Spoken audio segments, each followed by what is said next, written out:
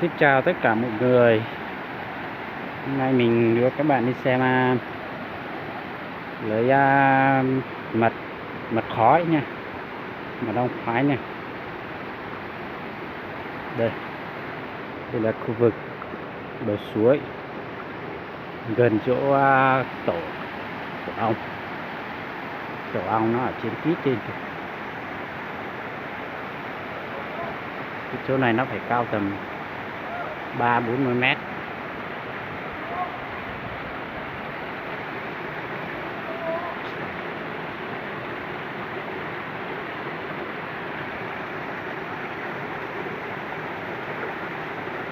Cao tầm 30 mét. Đây một tổ, đây một tổ xinh nhỉ.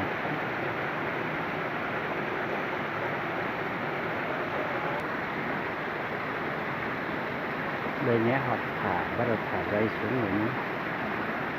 Dây đây.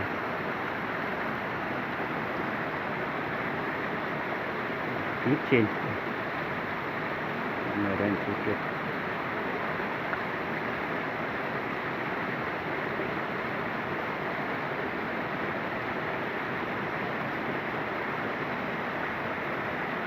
Đấy, ở đây. Ong nó ở đây. Tổ ở dưới này, tổ ở trên này. Nó su nó ta nhận tỷ số nó check sau rồi cho nó thế từ dòng mua cái chậu thứ là cái chậu nó thứ lo chậu thứ cái cỡ checker lên đánh nó đúng là nó này chỉ là cho lúa lò này cho lồng lò đây.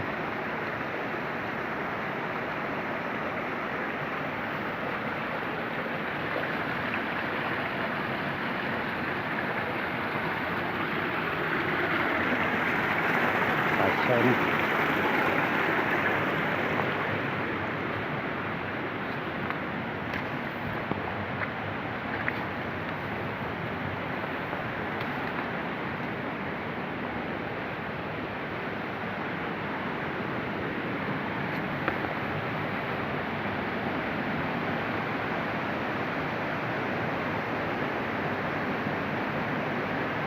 số đàn ơi.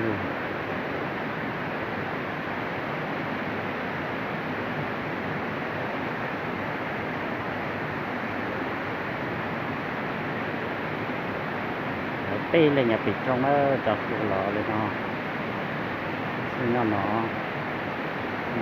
ơi. Đây họ thả dây xuống tận đây rồi, dây buộc thành vòng, 3 người đang ở trên đấy. Tôi vừa mới từ trên đấy xuống, rất cao này là tôi không cầm máy được, đi lên trên đấy rất sợ, rất ghê. Chẹt cờ đó, tôi phải trong chẹt cờ là chúng ta máy mà phải trong nó trong mà ót thẻ tịch của chúng ta nó trên đấy rất là ghê.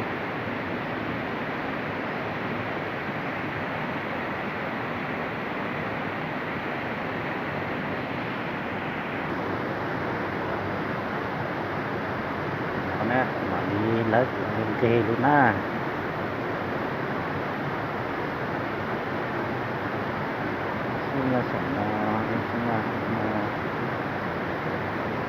Đây có 2 tổ, mỗi năm thì về nhiều tổ lắm, phải có 6-7 tổ, nhưng mà năm nay có mỗi 2 tổ. Đây họ đang chuẩn bị sắp xuống này, xuống theo cái đường dây buộc vào vòng đây rồi.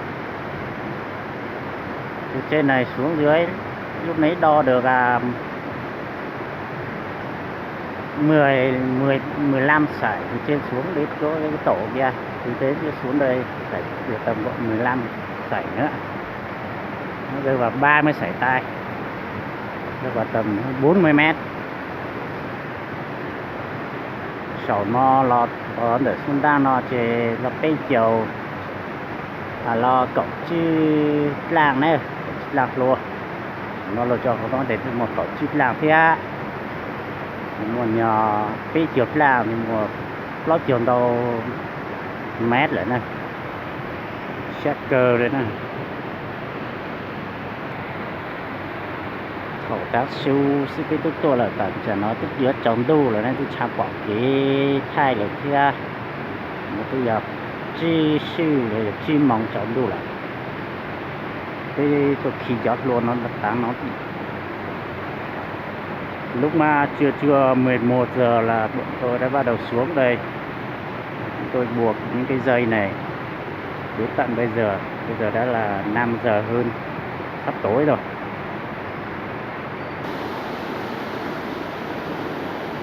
Nó tất tổng kỳ lọ là chắc chắn ơi. Bắt đầu xuống rồi nha. Bắt đầu xuống đấy.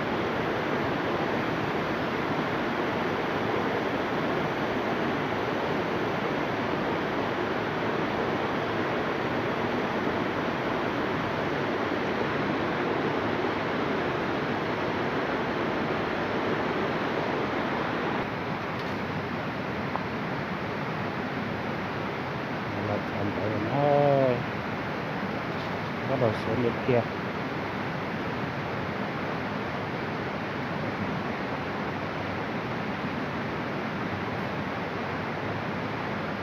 Đội thợ rất chuyên nghiệp, không hề sợ độ cao. Mình không dám xuống đấy đâu, mình không dám được lên trên đấy mà không dám xuống cái dây kia. Đội thợ này rất chuyên nghiệp và không sợ độ cao. Lỡ chín chay kìa đấy nữa, lỡ chi chiếc kìa đấy nữa. Dù mà dù nhau sáu thì dù chút chanh nữa. Để mà lỡ chín chay kìa đấy nữa. Chiếc đấy nữa, chiếc mùa đấy nữa.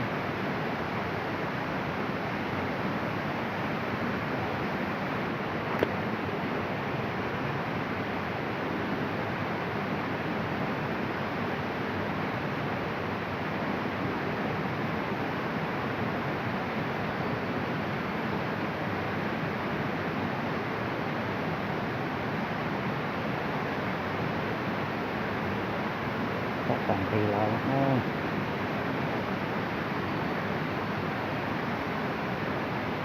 đi từng về là thằng nó áo từ thì nó sọc. Rồi nó bắt đầu xuống đến đây rồi. Mình ngồi xuống đến đây còn 2 người đang ở trên. Đấy, một người đang cầm cái bao trắng trắng ở phía trên.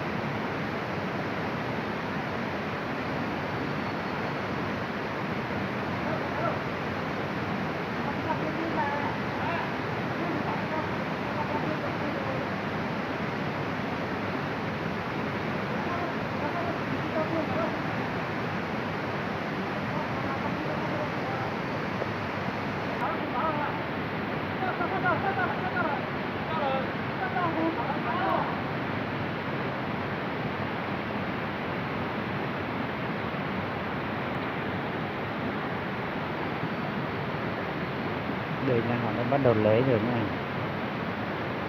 Rất đông.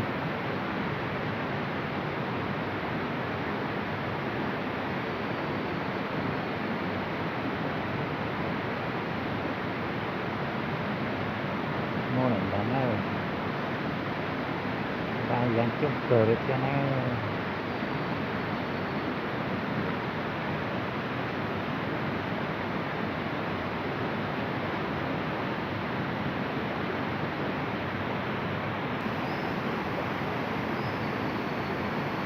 bắt đầu lấy rồi nha.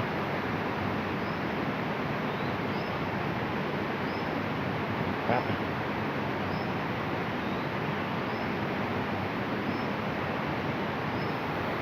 Nó rơi xuống.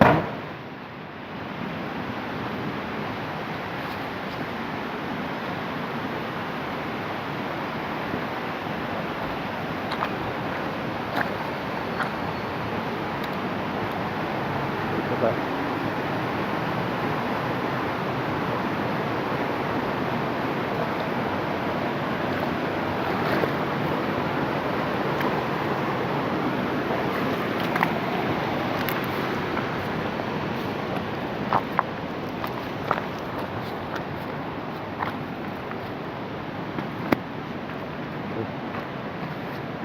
Rất chi là to.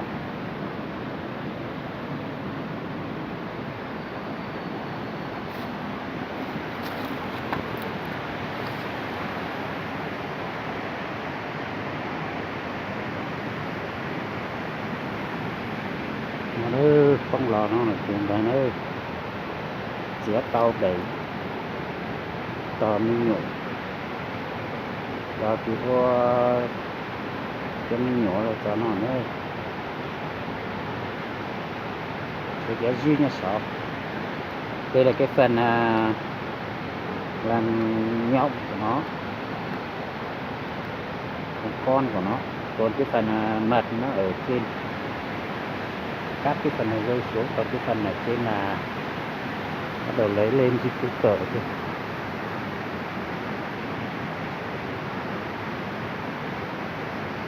Sẽ cho nhiều cái con lụt của nó, một số cho duy như sợ không, chỉ lúc một sẽ cho 6 lít cỡ này.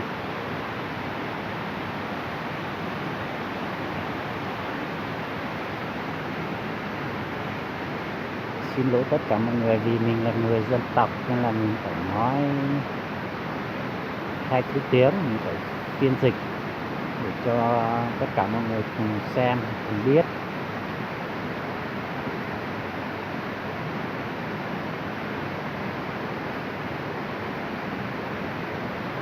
Trời đã bắt đầu nó nhem tối nên là không nhìn thấy rõ mấy. Các bạn tất cả lần sau mà lấy thì mình lại quay tiếp các bạn. Là đi chọn tôi là theo xe có chỉ dòng theo từ cái đời là xe này đưa lì sau khi mà mua nó là đưa cho thầy luôn.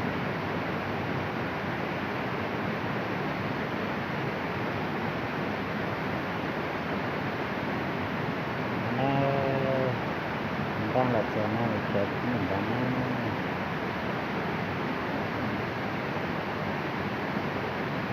dàn chiếc cười đó sẽ cười theo các chị chồng xe sẽ tới bây giờ mong nha la rồi là bên đảo từ của giữa hai lượng nha la kia thì tôi thấy nhiều là giờ chồng xe giờ nha la thì là lấy xe đi ngồi tàu kia tàu nó thì ở lượng mong là của một xe lượng nha la kia này.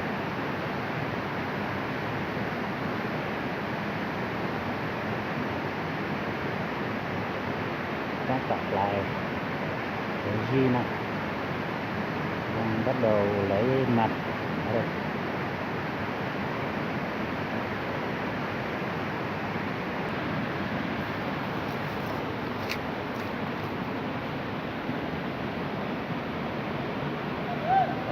G cờ này nữa.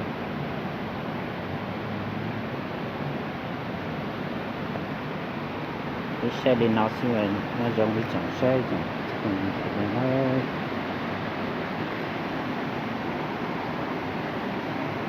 tạm biệt tất cả mọi người xem nhé, lần sau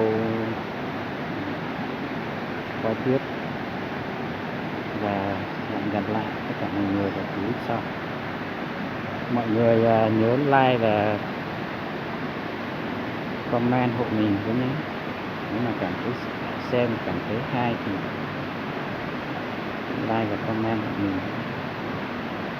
Khi chọn xe sẽ để xe giờ sẽ chia là chị đăng xe thứ hai like comment đăng ký channel là dòng theo chọc nó đi chậm sai này